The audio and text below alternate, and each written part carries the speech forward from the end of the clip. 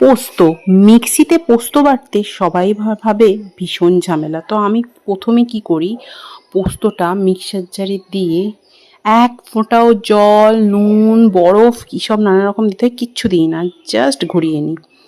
মানে বেশ কিছুক্ষণ ধরে একটু ঘুরিয়ে নিই। তারপরে দেখুন হালকা মানে একটু মাখা মাখা ওর মধ্যেই হয়ে যাবে।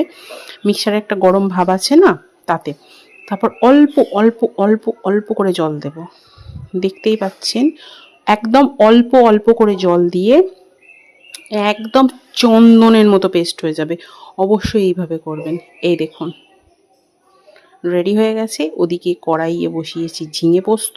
তো এখান থেকে আগেই অলরেডি কড়াইয়ে দিয়ে দিয়েছি। তারপর মনে পড়লো, ও মা, আপনাদেরকে তো দেখানোই হয়নি, সেই জন্য দিয়ে দিলাম মিক্সির বাটিতে হাত দিয়ে আপনাদেরকে দেখিয়ে দিলাম। আর এদিকে দেখুন ঝিঙে পোস্ততে দিয়েছি পোস্ত।